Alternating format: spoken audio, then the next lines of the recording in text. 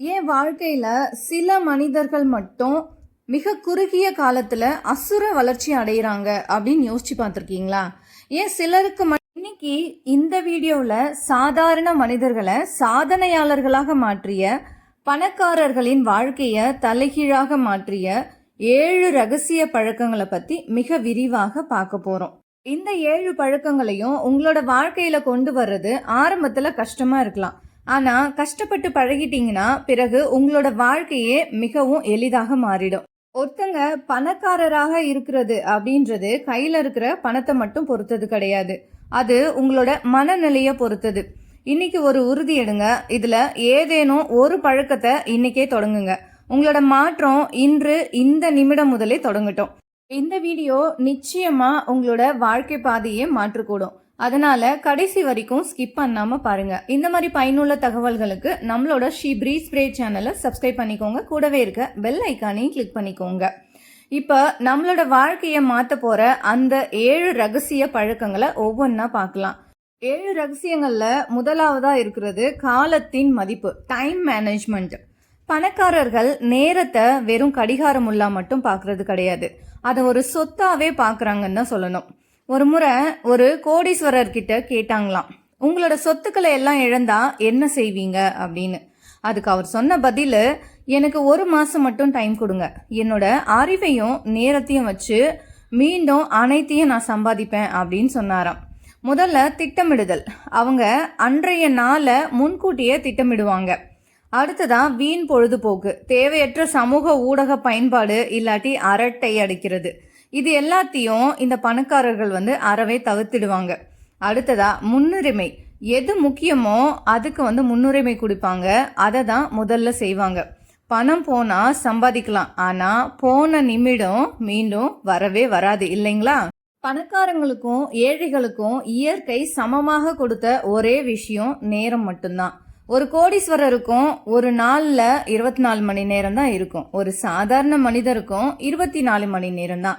ஆனா அந்த நேரத்தை அவங்க எப்படி கையாளுறாங்க அப்படின்றது தான் அவங்கள கோடீஸ்வரரா மாத்துது. உதாரணத்துக்கு முதலீடு, இன்வெஸ்ட்மெண்ட். சாதாரண மனிதர்கள் நேரத்தை செலவு செய்வாங்க. உதாரணத்துக்கு ஒரு நாளைக்கு 3 மணி நேரம் தேவையற்ற பொழுதுபோக்கு வீடியோக்களை பாக்குறது, இல்லாட்டி வேற யார் கூடயாவது அரட்டை அடிக்கிறது. இந்த மாதிரி நேரத்துல சாதாரண மனிதர்கள் அவங்களோட நேரத்தை வீணடிக்கிறாங்க.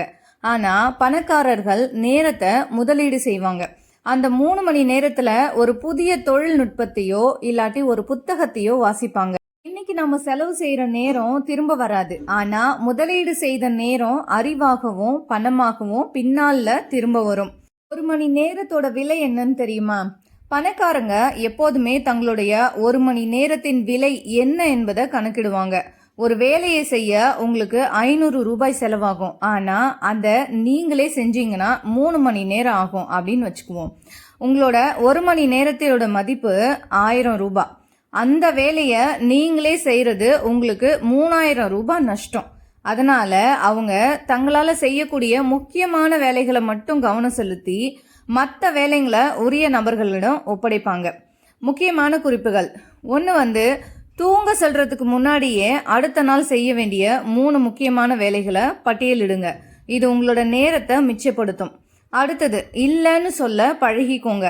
தேவையற்ற அழைப்புகள், பயனில்லாத விவாதங்கள் மற்றும் உங்களோட வாழ்க்கைக்கு உதவாத இடங்களுக்கு செல்றத நிறுத்திக்கோங்க.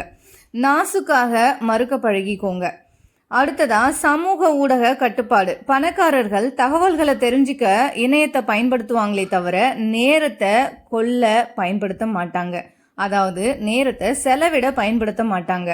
மனதில் நிறுத்த வேண்டிய வரி என்னன்னா, நீங்க நேரத்தை வீணாக்கினா நேரம் உங்களை வீணாக்கிடும். நீங்க நேரத்தை மதிச்சீங்கன்னா உலகம் உங்களை மதிக்கும். அடுத்ததா 2வது ரகசியம், தினமும் புதிய விஷயத்த கத்துக்குவாங்க. 2வது ரகசிய பழக்கம் என்னன்னா கண்டினியூஸ் லேர்னிங், அதாவது கற்றலே உயர்வு. பள்ளி படிப்போட கல்வி முடிஞ்சிருவது கிடையாதுங்க அப்படின்னு பணக்காரங்க நம்புறாங்க. புத்தகத்தை வாசிக்கிறது. உலக புகழ்பெற்ற வெற்றியாளர்கள் அனைவரும் தினமும் குறைஞ்சது ஒரு 30 நிமிடம் புத்தகத்தை படிக்கிறாங்க. அடுத்ததா புதுமை தேடல். தொழில்நுட்பம் மாற மாற அவங்களையும் அவங்க மாத்திக்கிறாங்க. ஒரு புது விஷயத்த கத்துக்கிறது அப்படிங்கிறது ஒரு புதிய வருமான வாய்ப்பை திறக்கிறதுக்கு சமம்னு சொல்லலாம். அதிகமா பணம் சம்பாதிக்கிறவங்க எல்லாருமே பணக்காரங்க கிடையாதுங்க. சம்பாதித்த பணத்தை தக்க வச்சுக்கிட்டு அதை வளர்க்க தெரிஞ்சவங்க தான் உண்மையான பணக்காரங்க. சாதாரண மனிதர்கள் கையில பணம் வந்ததும் என்ன வாங்கலாம் அப்படின்னு யோசிப்பாங்க. ஆனா பணக்காரங்க இந்த பணத்தை எந்த வேலைக்கு சேர்க்கலாம், அதாவது எந்த வேலையில இன்வெஸ்ட்மெண்ட் பண்ணலாம் அப்படின்னு யோசிப்பாங்க. உதாரணமா பணக்காரர்களோட பொற்கால விதி என்ன தெரியுமா? பெரும்பாலான மக்கள் செய்யும் தவறு. வருமானம் கூடவே செலவு = சேமிப்பு. இதுதான் சாதாரண மக்கள் செய்யக்கூடியது. வருமானத்துல செலவு செய்தது போக மீதி இருந்தா சேமிப்பாங்க. ஆனா பணக்காரர்களோட சூத்திரம் என்ன தெரியுமா? வருமானம் பிளஸ் சேமிப்பு = செலவு. அதாவது வருமானம் வந்த உடனேயே ஒரு பகுதியை சேமிப்புக்கு ஒதுக்கிட்டு மீதமுள்ள தொகையில்தான் தங்களோட வாழ்க்கை செலவுகளை அமைச்சுக்குவாங்க. சொத்து வெசஸ் சுமை, இந்த வித்தியாசத்தை அறியறது தான் பணக்காரரோட ரகசியத்தோட அடிப்படை. முதல்ல பாத்தீங்கன்னா உங்களோட பையில இருக்கிற பணத்தை வெளியே எடுக்கிற விஷயங்கள் என்னென்னு பாத்தீங்கன்னா, உதாரணத்துக்கு தேவையில்லாம வாங்கக்கூடிய விலை உயர்ந்த போனு, இல்லாட்டி கடன் வாங்கி வாங்கக்கூடிய சொகுசான காரு. இன்னைக்கு நிறைய பேர் பண்றாங்க இல்லையா? கடன் வாங்கி லோன் போட்டு இஎம்ஐக்கு இந்த மாதிரி சொகுசான கார் வாங்குறாங்க. இதுக்கு பராமரிக்கிற செலவு பார்த்தீங்கன்னா அவ்வளோ இருக்கும், அதிகமாக இருக்கும். ஆனால் இதோட மதிப்புன்னு பார்த்தீங்களா ரொம்ப ரொம்ப குறைவு தான். அடுத்ததாக சொத்து அசட்ஸ், இதெல்லாம் பார்த்தீங்கன்னா உங்களோட பைக்கு பணத்தை கொண்டு சேர்க்கக்கூடியது. உதாரணத்துக்கு ஒரு சிறு தொழில் முதலீடு, இல்லாட்டி தங்கத்தில், நிலத்தில், இல்லாட்டி வாடகைக்கு விடக்கூடிய ஒரு இடத்துல இருந்து உங்களுக்கு வருமானம் வர ஆரம்பிக்கும். பணக்காரங்க எப்போதுமே சொத்துக்களை வாங்குறதுல தான் ஆர்வம் காட்டுவாங்க. இதுல இருந்து உங்களுக்கு தெரிஞ்சிருக்கும் சாதாரண மக்கள் என்ன பண்றாங்க அப்படின்னு சொல்லிட்டு. சுமையான விஷயங்களை சாதாரண மக்கள் அவங்களுக்குள்ளே தேடிக்கிறாங்க. அதாவது விலையுயர்ந்த போன் வாங்குறது, லோன் போட்டு இஎம்ஐல சொகுசான கார் வாங்குறது, இந்த மாதிரி மதிப்பு குறைந்த பொருட்கள்ல இன்வெஸ்ட்மெண்ட் செய்யறது. அதுவே பணக்காரங்க அவங்களோட இன்வெஸ்ட்மெண்ட்டை சொத்துக்கள்ல செய்யறாங்க. ஆல்ரெடி சொன்ன மாதிரி தான் சின்ன தொழிலையோ இல்லாட்டி தங்கம் வாங்குறதோ இல்லாட்டி நிலத்தை வாங்குறது, இல்லாட்டி ஒரு இடத்த கட்டி அதை வாடகைக்கு விடுறது. இது மூலயமா அவங்களுக்கு வருமானம் வர ஆரம்பிக்கும். அவங்களும் பணக்காரர் ஆகுறாங்க, சுமைகளையும் தவிர்த்துக்கிறாங்க. இங்க சில முக்கியமான குறிப்புகளை சொல்றேன், தெளிவா கேட்டுக்கோங்க. கூட்டு வட்டியினோட மகிமை, பவர் ஆஃப் காம்பவுண்டிங். அதாவது சின்ன வயசுல இருந்தே ஒரு சின்ன தொகையிலையோ இல்லாட்டி ஒரு முதலீட்டுலையோ தொடங்குறது காலப்போக்கில் மிகப்பெரிய மலையா நிற்கும். இவங்கெல்லாம் என்ன பண்ணுவாங்கன்னா, சின்ன வயசுல இருந்தே ஒரு சின்ன முதலீட்டு பண்ணி ஒரு சின்ன தொழிலை தொடங்க ஆரம்பிப்பாங்க. அது காலப்போக்கில் என்ன பண்ணும்னா மிகப்பெரிய மலையா வளர்ந்து நிற்கும். அடுத்ததா எமர்ஜென்சி அப்படின்னு வரும்போது எந்த சூழ்நிலையிலும் அவங்க முதலீடு இருக்கும் இல்லையா, அந்த முதலீட்டுல இருந்து எடுக்க மாட்டாங்க. ஒரு 6 மாசத்துக்கான செலவுகளை பணக்காரங்க எப்பவுமே தனியா சேர்த்து வச்சிருப்பாங்க. அந்த செலவுக்கான பணத்துல இருந்து தான் அவங்க எடுப்பாங்க. நாம என்ன பண்றோம், நம்மளோட முதலீடு ஏதாவது வாங்கணும், சொத்து வாங்கணும், நகை வாங்கணும்னு அப்படின்னு ஒரு முதலீடு வச்சிருப்போம். அந்த முதலீட்டுல இருந்து நம்ம ஒரு அவசர காலத்துல எடுத்துப்போம். ஆனா அதுவே செலவு பண்றதுக்கு அப்படின்னு நம்ம ஒரு பணம் எடுத்து வச்சிருப்போம் இல்லையா, அதில் இந்த மாதிரி சேமிக்கக்கூடிய பணத்துல இருந்து நம்ம எடுக்கும்போது நம்மளோட முதலீடுக்கான பணம் செலவாகாம அப்படியே இருக்கும். எந்த கோல் நம்ம வச்சிருக்கோமோ அதை நோக்கி நம்ம ஓட ஆரம்பிக்கலாம். அதாவது நிலம் வாங்கணும்னு வச்சிருந்தீங்க, இல்லாட்டி நகை வாங்கணும்னு ஒரு அமௌண்ட் வச்சிருப்பீங்க இல்லையா. நிறைய பேர் நம்மள வீடு வாங்கணும்னு தான் நிறைய அமௌண்ட் சேர்த்து வைப்போம். ஸோ அதுல இருந்து எடுக்காம செலவுக்காக, அன்றாட செலவுக்கோ இல்ல ஆடம்பர செலவுக்கோ ஏதோ ஒன்று, இல்ல வீட்டோட அந்த விசேஷங்களுக்காக நம்ம சேர்த்து வைப்போம் இல்லையா, அந்த மாதிரி செலவுகளுக்காக சேர்த்து வைக்கிற பணத்துல இருந்து எடுக்கும்போது நம்மளோட அந்த முக்கியமான தேவைக்காக சேர்த்து வைக்கிற பணம்ன்றது, அந்த முதலீடு அப்படியே நம்ம கிட்ட இருக்கும். அடுத்ததா ஆடம்பரத்தை தள்ளி போடுறது. ஒரு பொருளை வாங்க ஆசைப்பட்டா பணக்காரங்க என்ன பண்ணுவாங்கன்னா, அதுக்கான பணத்தை சம்பாதிக்கிற ஒரு வழியை உருவாக்கிட்டு அதுக்கப்புறமா அந்த வருமானத்துல இருந்து தான் அந்த பொருளை வாங்குவாங்க. இதுல இருந்து நீங்க மனசுல நிறுத்த வேண்டிய வரி என்னன்னா, நீங்க தூங்கும் போது உங்களோட பணம் உங்களுக்காக உழைக்கல அப்படின்னா நீங்க சாகும் வரைக்கும் உழைச்சிக்கிட்டே இருக்க வேண்டியிருக்கும். புரிஞ்சிருக்கும்னு நினைக்கிறேன். நீங்க தூங்கும் போதும் உங்களோட பணம் உங்களுக்காக உழைக்கணும் இல்லைங்களா? அப்படி உழைக்கலன்னா நீங்க சாகும் வரைக்கும் நீங்க உழைச்சிக்கிட்டே இருக்க வேண்டியதுதான். அடுத்ததா 4வது பாயிண்ட்ஸ், எதிர்மறை மனிதர்களை தவிர்ப்பாங்க. Avoid negative peoples. நீங்க யாரோட பழகுறீங்களோ அவராகவே நீங்க மாறுவீங்க.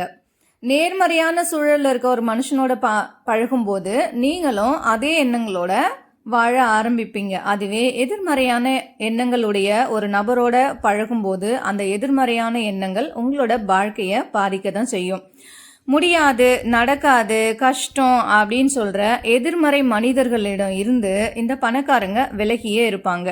தங்களை ஊக்குவிக்கிற புது புது ஐடியாக்களை நமக்கு கொடுக்குற, நம்மளுக்கு மோட்டிவேஷன் தர மனிதர்களோட தான் இவங்க நட்பு வச்சுப்பாங்க. உங்களோட நட்பு எப்படி இருக்கணும் அப்படின்னா எப்போவுமே உயர்தரமானதாக இருக்கணும். உயர்தரமானதாகனா பணக்காரர்களாக இருக்கணும் நான் இங்கே சொல்ல வரலங்க. நேர்மறை எண்ணம் கொண்ட உங்களோட செயலை ஊக்குவிக்கிற நபர்களாக இருக்கணும். அந்த மாதிரி உங்களோட நட்பு வட்டாரம் உயர்தரமானதாக இருந்துச்சுன்னா உங்களோட சிந்தனையும் உயர்தரமாக இருக்கும். ஒரு பழமொழி இருக்குங்க, உங்களை சுற்றி இருக்கும் 5 நண்பர்களின் சராசரி தான் நீங்க அப்படின்னு. உங்களோட நண்பர்கள் முன்னேற்றத்தை பற்றி பேசுவாங்களா இருந்தா நீங்களும் முன்னேறுவீங்க. உங்களோட நண்பர்கள் எப்போதுமே மற்றவர்களை பற்றி புகார் சொல்றவங்களா இருந்தா நீங்களும் அப்படியே மாறிடுவீங்க. பணக்காரங்க தங்களோட சுற்றுப்புறத்தை மிகவும் கவனமாக தேர்ந்தெடுப்பாங்க. அதாவது உதாரணத்துக்கு சொல்ல போனால் நண்டு மனப்பான்மை, கிராப் மென்டாலிட்டின்னு சொல்லுவாங்க. ஒரு வாளியில் நிறைய நண்டுகளை போட்டு வச்சிங்கன்னா ஒரு நண்டு மேலே ஏறி தப்பிக்க முயலும்போது மற்ற நண்டுகள் அதோட காலை பிடிச்சி கீழே இழுக்குமா. இதே போல தான் நீங்கள் ஒரு புதிய தொழில் தொடங்குற போகிறேன் அப்படி இல்லாட்டி வாழ்க்கையில் முன்னேற நினைக்கிறேன் அப்படின்னு நீங்கள் நினச்சிங்கன்னா இதெல்லாம் நமக்கு செட் ஆகாது, ஏற்கனவே நிறைய பேர் தோத்து போயிருக்காங்க அப்படின்னு உங்களை சுற்றி இருக்கிற சில எதிர்மறை மனிதர்கள் உங்களை கீழே இழுக்க பார்ப்பாங்க. பணக்காரங்க இந்த வகையான நண்டு மனப்பான்மை கொண்டவங்க கிட்ட இருந்து விலகியே இருப்பாங்க. அடுத்த உதாரணம் ஆற்றல் திருடர்கள், அதாவது எனர்ஜி வேம்பயர்ஸ். சில மனிதர்கள் எப்போதுமே பிரச்சனைகளை பற்றியே பேசுவாங்க, ஆனால் தீர்வை பற்றி யோசிக்கவே மாட்டாங்க. அவங்க கிட்ட நீங்க பேசினா உங்களோட உற்சாகம் குறைஞ்சு சோர்வா உணர்வீங்க. பணக்காரர்கள் இவர்களை ஆற்றல் திருடர்கள் அப்படின்னு கருதுவாங்க. இதுக்கு பதிலாக தங்களை விட அறிவுள்ள, தங்களை ஊக்கப்படுத்தக்கூடிய மனிதர்களோட நேரத்தை செலவிடுவாங்க. இதுல முக்கியமான குறிப்புகள் என்னன்னா, ஆரோக்கியமான எல்லைகள். உறவினர்களோ இல்லாட்டி நண்பர்களோ அவர்கள் உங்களோட கனவுகளை ஏளனம் செஞ்சாங்கன்னா அவங்க கிட்ட இருந்து உங்களோட திட்டங்களை பகிர்றத நீங்க நிறுத்திடணும். அடுத்ததா உங்களை விட பெரிய அளவில் சாதித்தவங்களோட நட்பு வச்சுக்கோங்க. அவங்க பேசும்போது ஒரு வார்த்தை கூட உங்களுக்கு புதிய பாதையை காட்டும். அடுத்ததா நேர்மறையான சிந்தனை. உங்களோட காதுகளில் விழும் ஒவ்வொரு வார்த்தையும் உங்களோட மனநிலையை தீர்மானிக்குது. அதனால உத்வேகம் தரும் வீடியோக்கள் இல்லாட்டி உரைகளை கேட்கறத வழக்கமாக மாற்றிக்கோங்க. இந்த பாயிண்ட்ஸ்லேருந்து நீங்கள் மனசில் நிறுத்திக்க வேண்டிய விஷயம் என்னன்னா, உயர பறக்க விரும்பினால் தரையில் அமர்ந்து குறை சொல்பவர்களின் பேச்சை கேட்பதை நிறுத்துங்கள். கழுகுகளுடன் பறக்க பழகுங்கள். இதுதான் நீங்கள் உங்களோட மனசில் நிறுத்த வேண்டிய வரி. அடுத்ததா 5வது ரகசிய பழக்கங்கள். உடல் நலத்தை கவனிப்பாங்க. Prioritising health. நல்ல உடல் நலமே மிகப்பெரிய மகா பாக்கியம்னே சொல்லலாம். கோடிக்கணக்கில் பணம் இருந்தும் அதை அனுபவிக்க உடல்நிலை சரியா இல்லைன்னா அந்த பணத்தால் என்ன பயன் சொல்லுங்க. பணக்காரங்க தங்களோட உடலை பேணுவதில் மிகவும் கவனமாக இருப்பாங்க. அதாவது தங்களோட உடம்பை கவனமாக பார்த்துப்பாங்க. சரியான உணவு, உடற்பயிற்சி, அதோட கூடவே போதுமான தூக்கம்.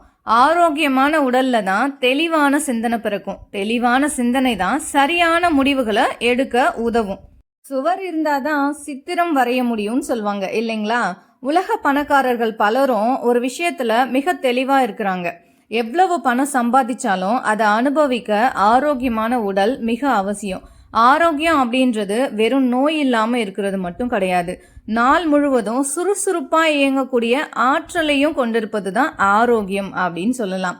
உதாரணத்துக்கு காரை பராமரிக்கிறத எடுத்துக்கோங்க. உங்ககிட்ட 1 கோடி ரூபாய் மதிப்புள்ள ஒரு கார் இருக்குதுன்னு வச்சுப்போம். அதில் தரமில்லாத எரிபொருளை ஊற்றுவீங்களா? இல்லாட்டி சர்வீஸ் செய்யாமல் விட்டுருவீங்களா என்ன? இல்லை.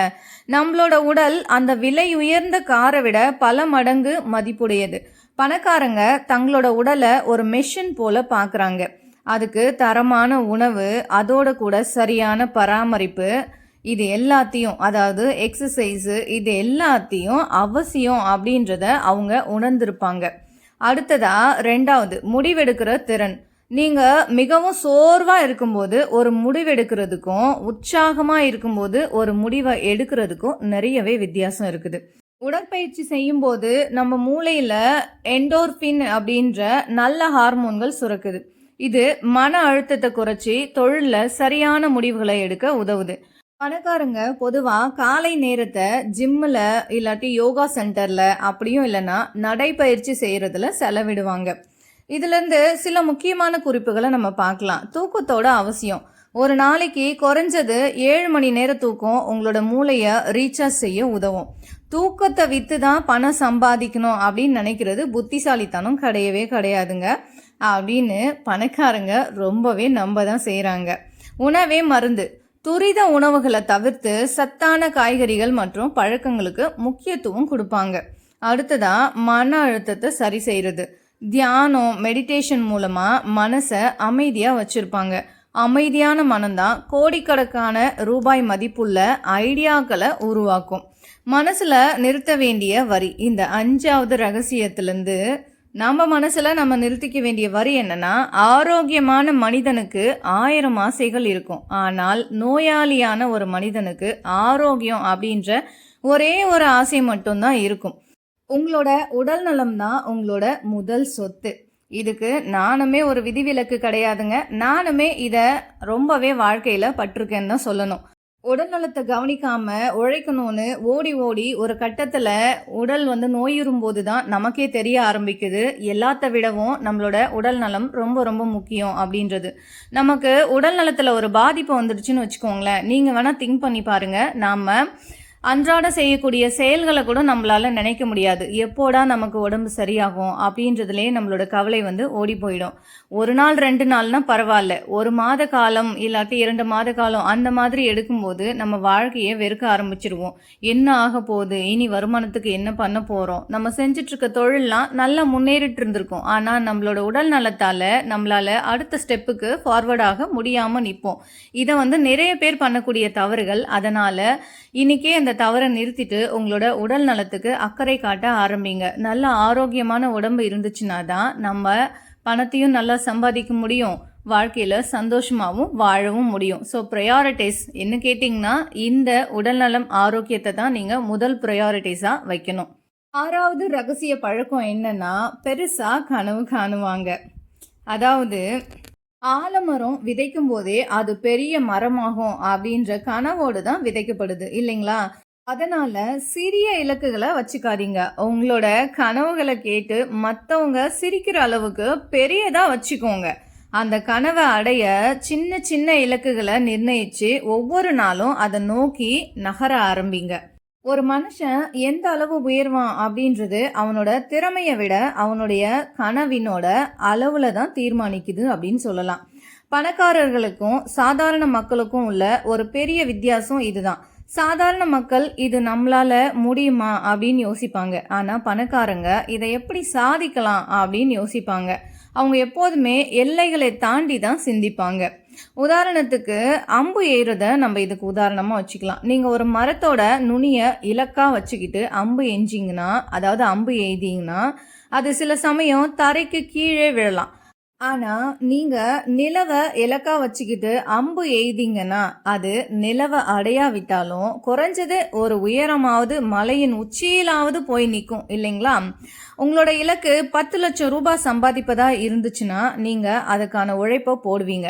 ஆனால் உங்களோட இலக்கு 100 கோடி ரூபாய் அப்படின்னு இருந்துச்சுன்னா உங்களோட மூளை அதற்கான பெரிய திட்டங்களை தீட்ட ஆரம்பிக்கும். அந்த பெரிய சிந்தனை தான் உங்களை சாதாரண நிலையிலிருந்து உயர்த்தும். அடுத்ததா ஒரு சிறிய கடையிலிருந்து சாம்ராஜ்யம் வரைக்கும் எப்படி டெவலப்மெண்ட் பண்ணுறாங்க. இன்னைக்கு நாம் பார்க்குற மிகப்பெரிய நிறுவனங்கள் ஒரு காலத்தில் ஒரு சின்ன அறையிலையோ இல்லாட்டி ஒரு தள்ளு வண்டியிலையோ தான் தொடங்கப்பட்டதா இருக்கும். யோசிச்சு பாருங்க, இல்லாட்டி நெட்டில் சர்ச் பண்ணி கூட பாருங்க. ஆனால் அந்த உரிமையாளர்களோட கனவு ஒரு கடையோட நின்றுட்டு இருக்காது.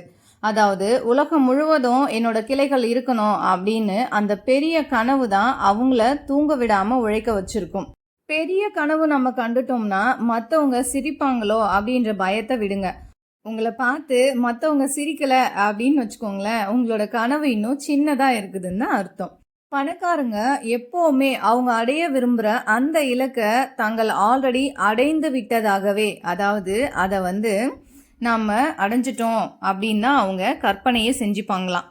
இது அவங்களுக்கு மிகப்பெரிய தன்னம்பிக்கையை தருமா. எழுதி வச்சுக்கோங்க, உங்களோட கனவுகளை ஒரு காகிதத்தில் எழுதி வைங்க. எழுதப்பட்ட கனவு தான் இலக்காக மாறி நிற்கும்.